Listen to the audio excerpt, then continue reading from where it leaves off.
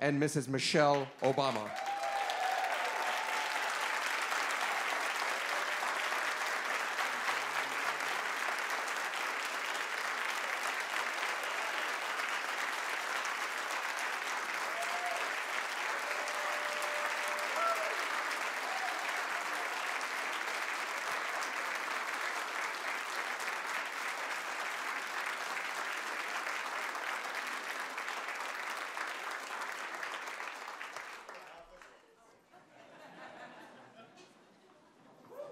Hello, everybody.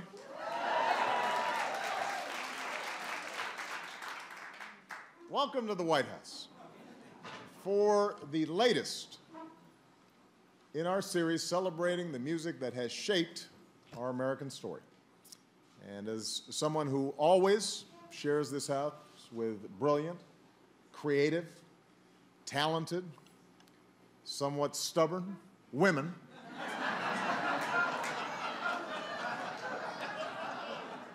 I think Women's History Month is the perfect time to honor a few more, the women of soul.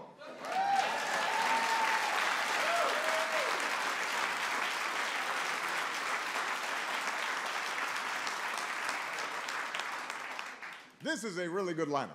And I want to thank our performers for this evening. They are fantastic. We've got Tessa Ann Chin here.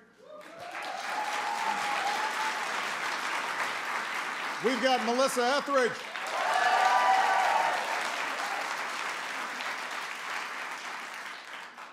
We've got Aretha Franklin.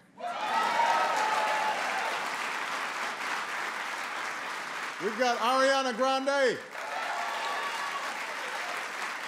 Miss Patti LaBelle. Janelle Monáe. And Miss Jill Scott.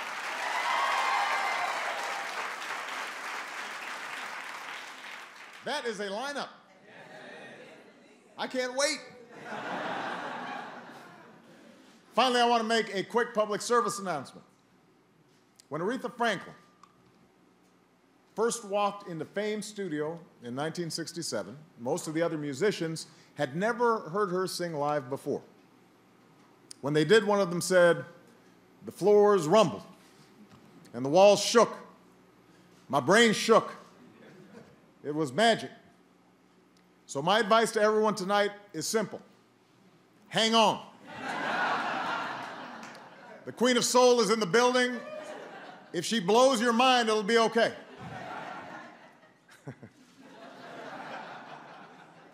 But that's what soul music does. It makes us move, and it makes us feel.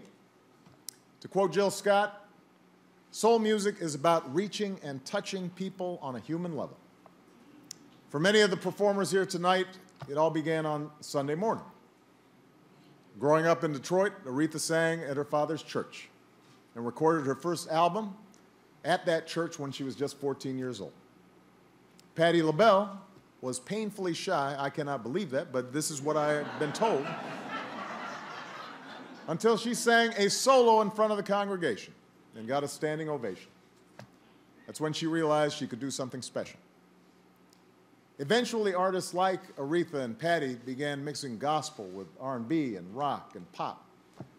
Instead of singing about love and pain, forgiveness and acceptance to a church audience, they sang about them to the world.